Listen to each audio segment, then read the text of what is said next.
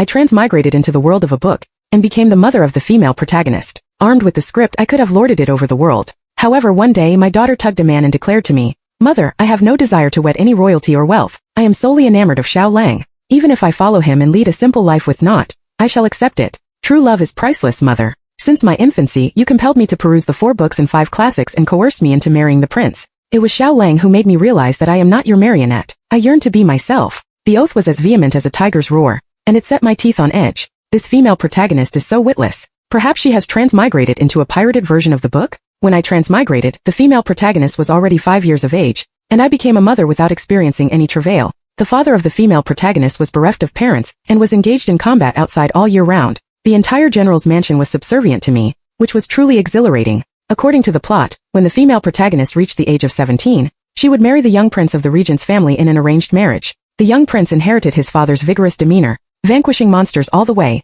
and ultimately overthrew the regime and became a young emperor. In order to curry favor with the female protagonist, he not only disbanded his harem but also took me into the palace to support me. I had an abundance of food and drink, and from time to time, he procured a few pets for me to care for. To console me, a lonely widow who had lost her husband for many years. In order to await this felicitous denouement, even though the father of the female protagonist passed away when she was 10 years old, I had no regrets and reared her until she was 17. I witnessed that the young master had a clandestine infatuation with the female protagonist, and they were on the verge of matrimony. But now she is informing me of this? She claims that true love is priceless? What on earth is this nonsense about true love being priceless? Has my daughter obtained the incorrect script, or have I transmigrated into the wrong book? My consternation was such that my gums ached. This is set to disrupt the rhythm of my blissful twilight years. Madam, the general departed prematurely. There is no one to rely on in this mansion. If the young lady is unappreciative and offends the regent, we shall be doomed. This marriage will necessitate the return of the betrothal gift, which amounts to a full 1,000 dan. The maid beside me murmured sotto voce in my ear. I was astounded when this was mentioned and nodded emphatically.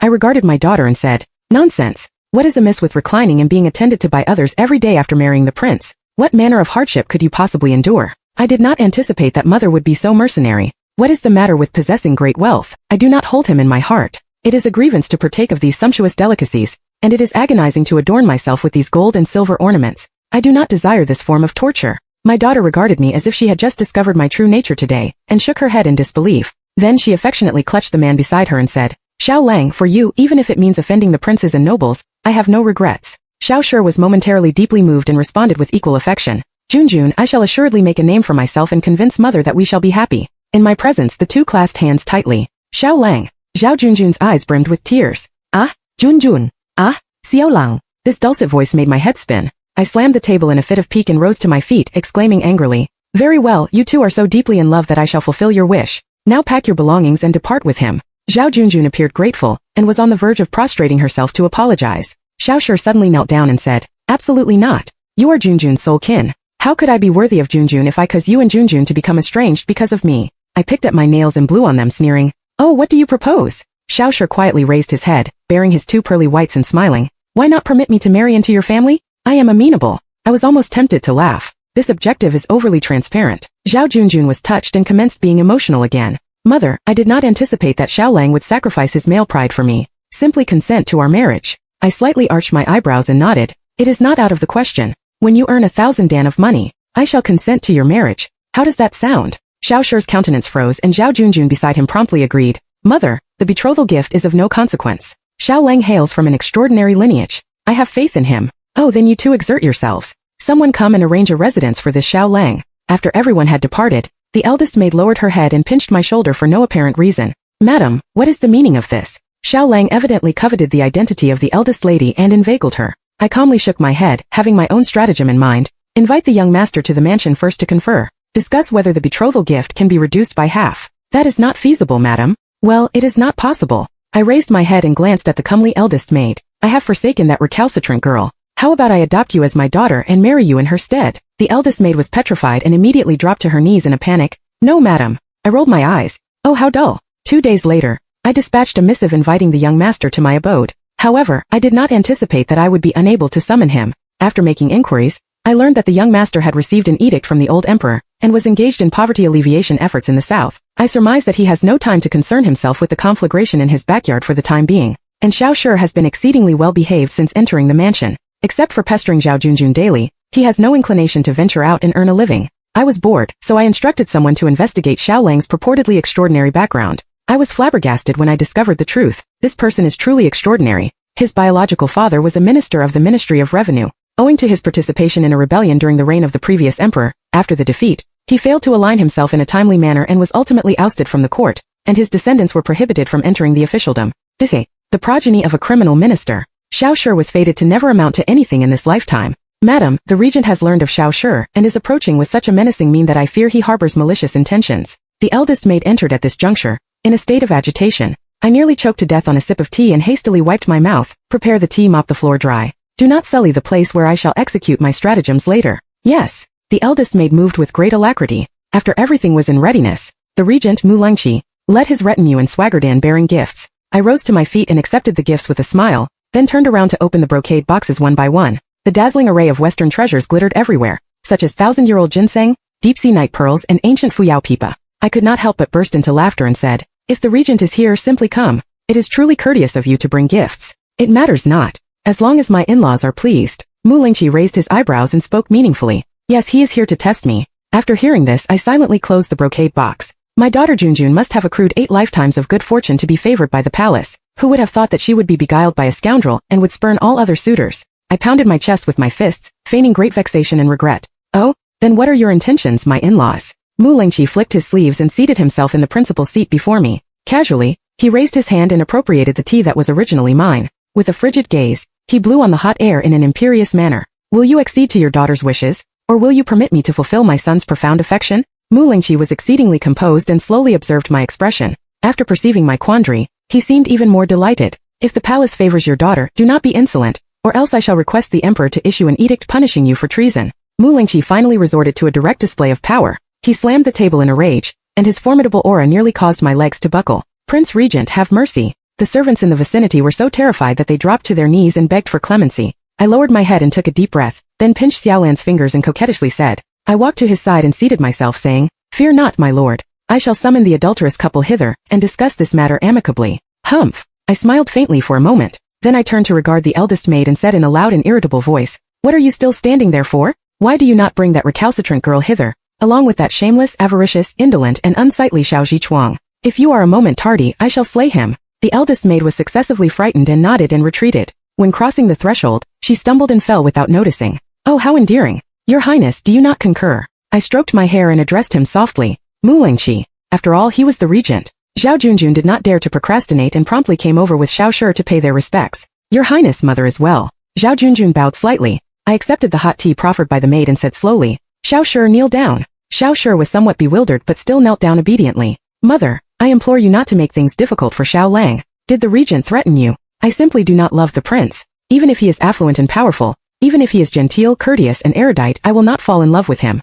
I simply wish to relinquish the prospect of marrying him. Upon seeing this, Zhao Junjun immediately became agitated. This familiar formula, the familiar oath, made my head commence buzzing again. This wretched creature is truly determined to sever my path to retirement and my future as the emperor's mother-in-law. Mu Lingqi on the side chuckled after listening to it. Then he stared at Zhao Junjun with a somber glint in his eyes. Just when I thought Mu Lingqi was on the verge of falling for his daughter-in-law, he slowly spoke. Oh, Miss Zhao is indeed a comely damsel, but you are blind. You claim to love him. What precisely do you love about him? Zhao Junjun became animated when this was mentioned. Love that is measured by material possessions is not genuine love at all. Your Highness may not comprehend, but true love is founded on sentiment. Zhao Junjun spoke with great passion and reason. She endeavored to persuade this haughty and domineering regent to be moved by her love and permit her to depart. Love, mere material things truly cannot compare. I am unsure what Mu Lingqi gleaned from Zhao Junjun, but he suddenly nodded in assent. Observing them, I surreptitiously took a breath. Could it be that this regent, who appears to be a domineering and ruthless CEO, is in fact a love-struck fool? That would be highly amenable to handling. I smiled faintly and waved my hand. Since the prince also concurs with your love, I, as a mother, shall also defer to your wishes. From this moment forth, Zhao Junjun shall have no connection with my general's mansion. Mu Lingqi raised his eyebrows upon hearing this. Tiske. But did not madam suggest that I marry into your family? Junjun will not bear to leave you. She will be sorrowful. Xiao Shi was unwilling to capitulate. The prince has already consented to you. Why should he concern himself with you? You marry into my family? You partake of my provisions, utilize my possessions, and consort with my daughter. You are indolent and do not earn a living. I cannot support you. Someone eject them forthwith. I made a prompt decision, fearing that Mu Lingqi would detect something amiss. The maids promptly dragged Xiao Shi out. Zhao Junjun dropped to her knees and kowtowed to me 3 times, her eyes brimming with tears. Thereafter, she followed Xiaoshi out the door. Her steps were resolute. I hastened after them. Observing that Xiaoshi was proceeding in the wrong direction, I became agitated. Expel him. If you do not provide him with funds, he can inveigle my daughter. If you are capable, you can support her yourself. Xiaoshi paused, his countenance paling with rage, and then he flung his sleeves and departed. Zhao Junjun gathered her skirts and hurriedly followed, without even a backward glance. Gazing at that determined back, I wrinkled my nose before turning around. I did not anticipate that the tall and robust man behind me would press against me and nearly smash my nose. Ask you, what are you doing? I rubbed my nose and said peevishly. He prodded my chin with the Yuluan fan. Mu Lingqi clicked his tongue and said, My dear, are you truly unafraid of me? I swatted the fan away, my eyes darting about rapidly. Am I so easily intimidated? The little wretch is in love and is willing to endure hardships. What can I do? Tonight, I shall abscond with the money and seek a beautiful locale where I can still lead a life of leisure with damsels in my company. What is this called? It is called self-reliance and contentment. It seemed as if he had divined my petty thoughts. Mu Lingqi continued, My daughter-in-law was permitted to depart by you in this manner. Madam, do you not intend to compensate her? Compensate, compensate, compensate. How do you propose to compensate? It took me a considerable amount of time to comprehend what he had said. I beheld him smile faintly, holding the feather fan and nodding at me meaningfully. I stared at him in disbelief and covered myself with my hands in trepidation. I berated him. Nonsense. I am already 35 years old. How could I marry a callow youth? You are excessive. Mu Lingqi's countenance darkened. What I mean is, why do you not assist the prince in finding a new wife? If you succeed, I shall forgive past transgressions. How does that sound? I warned the lady not to entertain thoughts of fleeing. I am highly proficient at apprehending fugitives. He nodded with great sagacity, and I immediately took 2 steps back to distance myself from this perilous individual. Very well, I shall assuredly not abscond. Finding a new wife, correct? I am highly adept at it. Seeing that I was so astute and compliant, he nodded with satisfaction. I awaited his departure, and he did indeed leave. I signaled to the eldest maid with my eyes. The eldest maid nodded and turned around, promptly closing the door. I immediately pivoted and regarded the dazzling array of gifts he had brought. He forgot to retrieve them, correct? Then they are all mine, correct? I have struck it rich. This attests to the opulence of the Prince Regent's mansion, and that wretched girl is so ungrateful. I smacked my lips, clutching the night pearl and ruefully shaking my head. Were it I, not even 8 steeds could impede my resolve to marry into the palace. For a fellow like Xiaoshi, I could thrash him 7 or 8 times a day and send him packing. Subsequently, I made inquiries and ascertained that the young master would soon be arriving in Beijing. I promptly instructed someone to arrange for a belle, a damsel 1,000 times more comely than Zhao Junjun, and she must possess a clear head. In a mere 2 days, the maid scurried about and amassed hundreds of portraits of beauties and placed them in my hands. I perused the pictures of the beauties with meticulous attention. The young master and Zhao Junjun were childhood sweethearts, and I could aver that I witnessed their growth. That child is pitiable. His mother perished after giving birth to him. Mu Lingqi is also a loathsome man and has no inkling of how to care for a child. Essentially, the young prince was reared by a wet nurse, and the wet nurses of the regent's mansion and the general's mansion were sisters. The young prince accompanied the wet nurse to the general's mansion on numerous occasions, and developed an affection for Zhao Junjun. Upon reaching adulthood, he even threatened to wed her. Eventually, my gaze became resolute, and I fixed my eyes upon a beauty. This is the embroiderer of Nanfeng Pavilion. She is 16 years of age this year and is a maiden. She was dispatched by the proprietress of Nanfeng Pavilion. The eldest maid hastened to elucidate on the side. I was highly satisfied. It is she. As long as she is sufficiently beautiful, that suffices. She was born in a place of vice and has witnessed all manner of spectacles. Her mind must surely be clearer than Zhao Junjun's. However, she was born into prostitution. If the regent becomes cognizant of this, I fear he will mete out punishment. The eldest maid was extremely apprehensive. Nay, from this moment forth, she is Nyohulu Zhao Xiuxiu, the second legitimate daughter of my general's mansion. Owing to her frail and sickly constitution, she was raised in Fuan Temple since her infancy. Now that she has recovered and returned to the mansion, why not hasten to make the arrangements? I impatiently waved my hand. As soon as the eldest girl nodded, there was a commotion outside the door. I knitted my brows, lifted my skirt, and was on the verge of ascertaining the cause of the ado. I beheld the housekeeper impeding Zhao Junjun's entry. Miss, the madam has declared that she will not receive you. Nonsense. I am mother's sole progeny. How could she truly abandon me? Housekeeper, I implore you to step aside. The housekeeper was aged and was promptly shoved aside. As soon as Zhao Junjun entered, she espied the scrolls strewn across the living room floor and slightly furrowed her brow. What is mother engaged in? It is patently evident that she is seeking a new wife for your erstwhile fiancé. I sat bolt upright and smoothed my hair. I initially frowned, but Zhao Junjun was not overly concerned. She dropped to her knees before me. Please assist my husband, mother. He is precluded from taking the imperial examination due to his father's misdeeds. Mother, I beseech you to intercede at Tongshanfu and alter my husband's household registration. I regarded her coarse attire and her delicate hands marred by fresh wounds. What is he presently engaged in?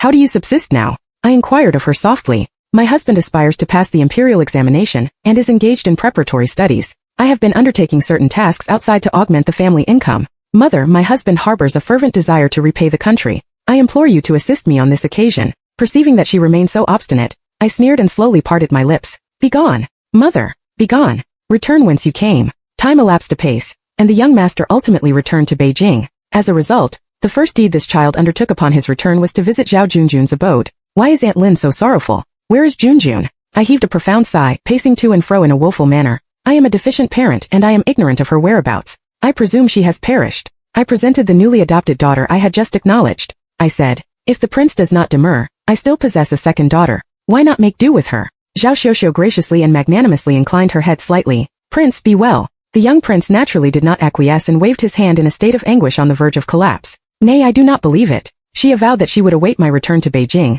that she would await my return to wed her. I do not believe she is deceased. Aunt Lin disclosed to me. Does she harbor any ineffable secrets? Or does she deem herself unworthy of me and thus has instructed you to deceive me in this manner? Yes, she is once again smitten. I sighed deeply. Why did I not enjoy such treatment in my youth? The female protagonist is truly worthy of the appellation. Prince, simply consider her as deceased, I said. The prince departed in a state of disarray, as if he was incapable of accepting it. The blind date was thwarted by the prince's collapse, but I opined that it was merely a matter of inopportune timing. I can still strive. Time flitted by. More than 3 months had elapsed since the young master learned of Zhao Junjun's demise. I surmised that his anguish should have abated by now. Thus, I intended to escort Zhao Xiuxiu to visit him. However, before the gifts were prepared, the eldest maid hastened in to report. Madam, something is amiss. Something is dreadfully wrong. Why are you in such a state of agitation? How can you be so graceless? The eldest maid took a deep breath. Miss Junjun was begging in the street and chanced upon the young master. The young master was so frantic that he endeavored to abduct her in the street. Miss Junjun was disinclined,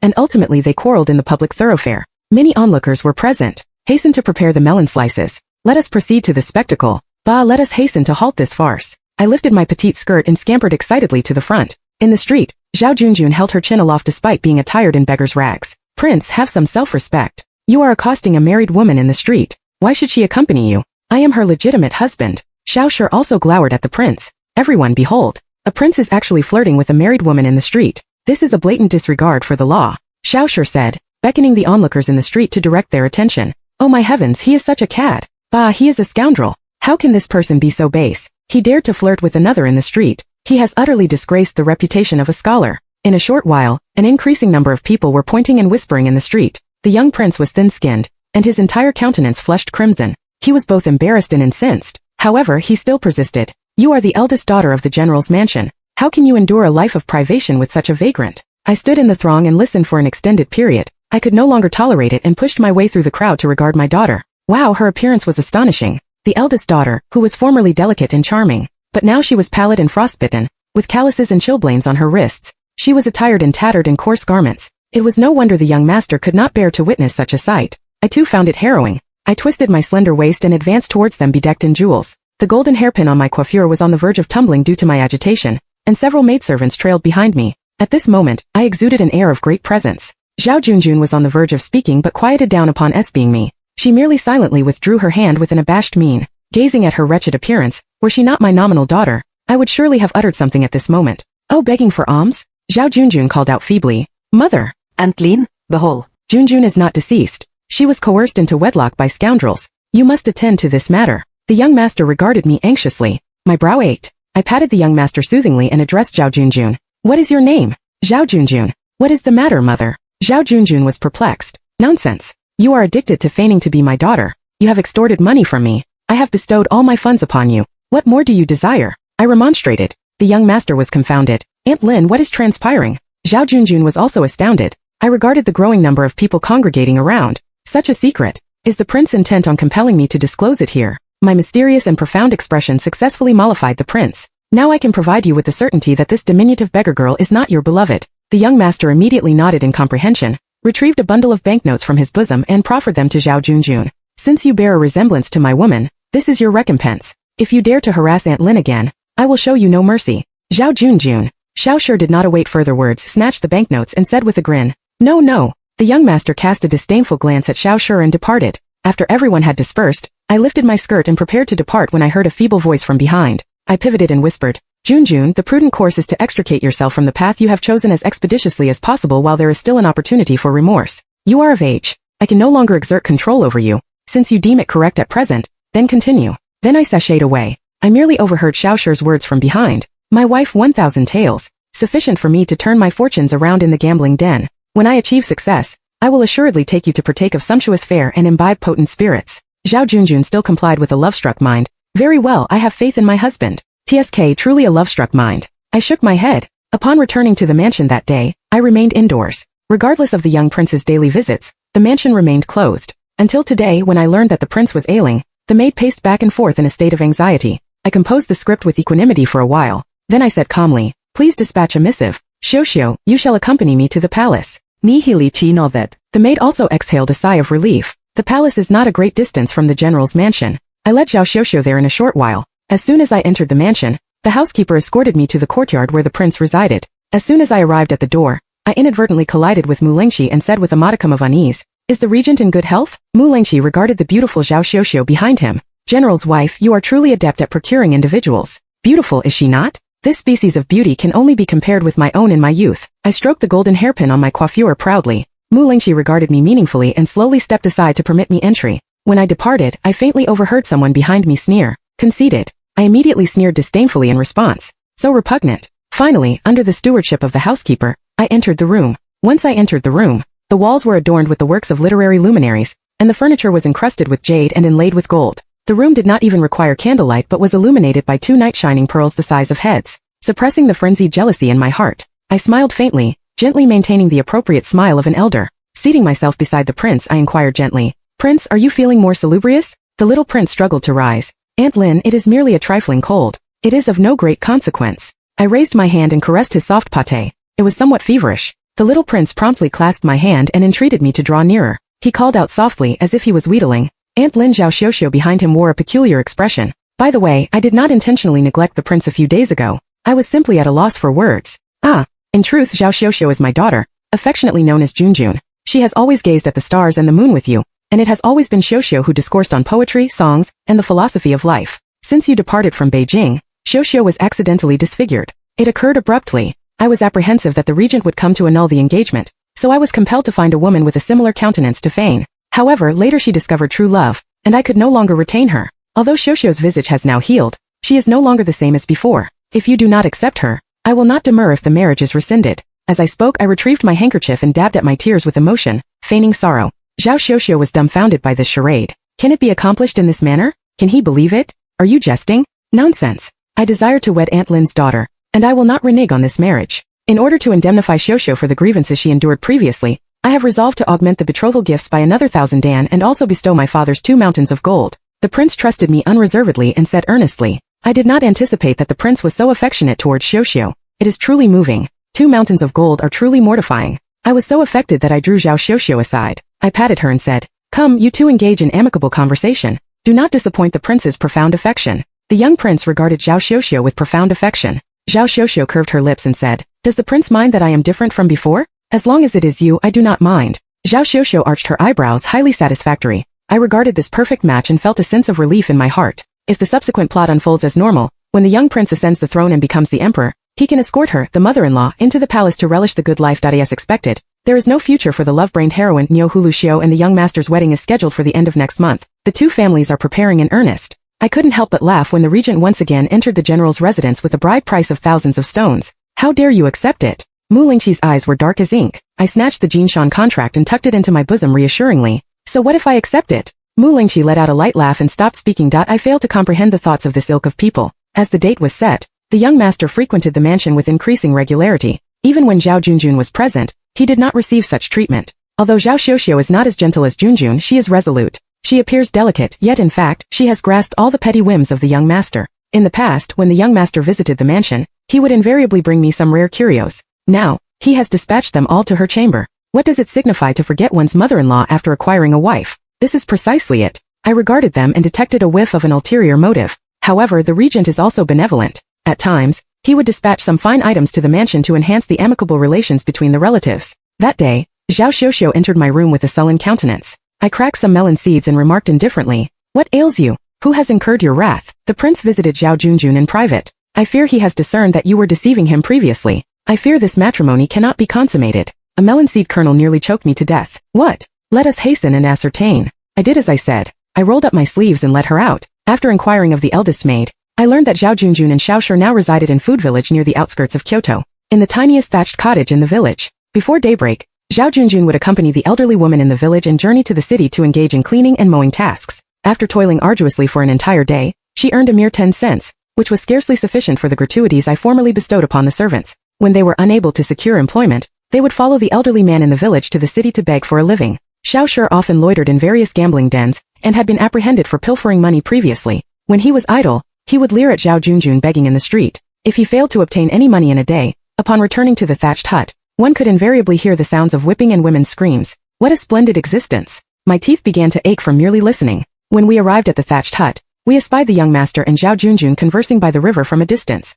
I glanced at Zhao Xiuxiu beside me and stroked my coiffure as if naught had transpired. Oh, what manner of Shurafield is this? It is a sin. Zhao Xiuxiu advanced. Soon, the young master returned with his ears pinched. Zhao Xiuxiu seemed to be proclaiming to all present and simultaneously admonishing the young master as she raised her head and declaimed loudly, "You are betrothed to me, Niu Hulu Xiu, at present. If you dare to engage in dalliances outside, I shall slay you." Did you hear that, huh? The young master wept and covered his ears. He regarded me and nodded solemnly. "Oh wife, I am cognizant of my error and will not dare to repeat it." I could scarcely bear to witness this. With that, Zhao Xiuxiu tugged the young master away. Zhao Junjun regarded me, who remained resplendent and beautiful. She lowered her head and surveyed her tattered rags and shirt and remained silent. "What did the young master impart to you?" The young master said naught, but he did know from the outset that his mother had deceived him. Zhao Junjun smiled bitterly for a moment. "What do you mean?" I was suspicious. Could it be that the young master, that simpleton, harbored some other Machiavellian scheme? Zhao Junjun shook her head and refrained from speaking further. Then she said with a lackluster glimmer in her eyes, "I am departing, mother."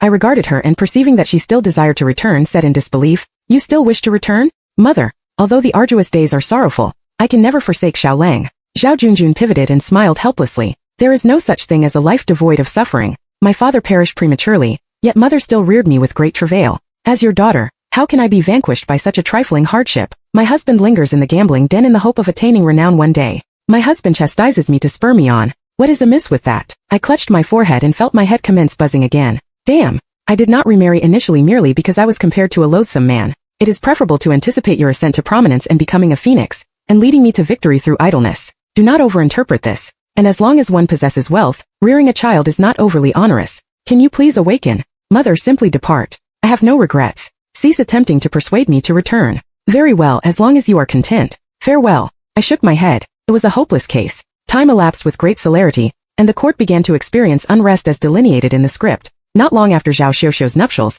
the young prince received an imperial edict to lead troops into battle. In February of the ensuing year, the young prince vanished. Under the tyranny of Emperor Juku of Huagua, the young prince was accused of rebellion by the emperor for leading troops and disappearing. The order was issued to conduct a thorough investigation, and the entire regent's mansion was sealed, and the regent was apprehended for punishment. I was in such a state of agitation at the time that I felt pity for the old emperor. Why did he have to provoke a lion? In the script, Mu Lingqi is a significant figure who will become the future emperor. He dispatched 3 generations of young emperors before his demise. He is the father of the male protagonist, a preeminent character that no other character can vanquish. How dare you to provoke him? I was observing the spectacle from the sidelines, and sure enough, Murenki rebelled. The young prince led his troops into the city, and the scene was a one-sided triumph. Murenki supported the young prince to ascend the throne and become the emperor, and he ascended the throne of the emperor, and at the age of 40, he had already commenced his retirement and was relishing his twilight years. However, these are not the crux of the matter and are immaterial to me. The crucial point is that on the day when Zhao Xiuxiu was crowned as the queen, the young emperor finally escorted me into the palace. He ensconced me in a bedchamber in close proximity to the imperial palace. From this moment forth, I shall retire in this magnificent and resplendent palace. The night pearls are scintillating, the golden pillars are the beams, and there are over a dozen palace maids to attend to my every whim. When I am famished, someone prepares a repast. When I am parched, someone boils water. When I am fatigued, someone massages my shoulders, and when I am drowsy, someone lulls me to sleep. However, although I relish such a felicitous existence, I could also partake of this in the general's mansion, and I invariably feel that something is amiss. Does not the script stipulate that there are young male consorts to warm the bed? Where are the people? Where are the people? The little emperor is so discourteous. Is it necessary to be so explicit about such a matter? He has been celibate for over a decade. Is not this need patently obvious? Little emperor, are you blind? I cursed for a while. At this juncture, the eldest maid hastened into the room from outside in a state of agitation. No, no, madam, something dreadful has occurred. My eyes twitched. The eldest maid whispered in my ear. Miss Junjun slew her husband, and the matter has become a great commotion. However, I have heard that the emperor has dispatched someone to attend to Miss Junjun. I wish to come and inquire of madam how to handle her. Why did she slay her husband? I have heard that Xiao Shi chastised Miss Junjun every time he was inebriated. This time Miss Junjun was a trifle more assertive, because she was with child. She did not permit Xiao Shi to touch her, As a result, she inadvertently pushed him to the ground, and his head struck a nail, and it was cleaved open. After stretching my limbs, I stroked the golden hairpin and remained nonchalant. Since it is over, there is naught to fret about. Whatever transpires, she can do as she pleases. The eldest girl crouched down and said, yes. The young master and Zhao Junjun were in the suburban courtyard of the imperial capital. After these several days of torment, Zhao Junjun finally encountered an acquaintance. She inclined slightly and said, Your Majesty, may you live forever. Presently, your mother is residing in the palace. If you desire to return to accompany her, I shall permit you to enter the palace. The little emperor still cherished the old sentiments. Zhao Junjun slowly rose and shook her head slightly. Nay, nay. The little emperor was stupefied. Since the year of the apricot blossoms and light rain, he returned from the south after engaging in poverty alleviation efforts. He could not fathom what Zhao Junjun did, thought, and desired. My mother reared me and imparted many things to me. I must bear in mind my mother's teachings and emulate her. Zhao Junjun supported her 5-month pregnant form. I am enamored of the child's father. I wish to learn from my mother and rear the child even if my husband perishes. Your Majesty, I implore you not to persuade me. You overthink. I shall never persuade you. The little emperor felt his head commence buzzing. Perceiving that the emperor was on the verge of departing, Zhao Junjun said behind him, Your Majesty, are you content with Zhao Xiuxiu at present? That year, you avowed that you did not concern yourself with who Zhao Junjun was. You simply had to wed my mother's daughter. Now you can respond to me. Excluding other factors, are you satisfied with Xiuxiu? The little emperor smiled softly. Then do you rue rejecting me on the street that year? If you had accompanied me back, you would be the queen now. I do not reproach you, and I hope that your Majesty can also be happy. The little emperor pivoted slowly, his lips slightly curved. With Junjun's benediction, I am highly satisfied. Initially, he was willing to wed Xiuxiu because he had been bereft of a mother since his infancy. His biological father was also of a choleric temperament, and Aunt Lin had virtually witnessed his growth, or perhaps he felt a dearth of affection. At that time he contemplated marrying Aunt Lin's daughter. I could rightfully be filial to Aunt Lin and be enveloped in maternal love. However, as time elapsed, Zhao Xiuxiu bestowed upon him another species of love. Extra. The palace has been haunted of late. Initially, I did not perceive anything amiss. However, every time I slumbered deeply, I invariably felt as if a pair of large hands were pressing upon me. In the chaos of consciousness, I could sense that I was being oppressed by a specter. I made inquiries to ascertain if there were any aggrieved souls or murders in the front hall, yet I could not unearth anything. The little emperor declined to dispatch someone to perform an exorcism. Oh, it transpires that he no longer loves me. I was highly aggrieved and commenced suffering from insomnia. I could not sleep at night, and just when I felt someone groping for the bed, I was so terrified that I sprang to my feet, yet was promptly pressed down again. In the pitch-black night, the man muffled my screams with his warm large hands. Hush, refrain from making a din. The man spoke in a subdued voice. I widened my eyes in disbelief and surreptitiously pulled his hand away. I lowered my voice and inquired anxiously, Grand Emperor, why are you here? The emperor felt compassion for your nocturnal travail, so he dispatched me to warm your bed.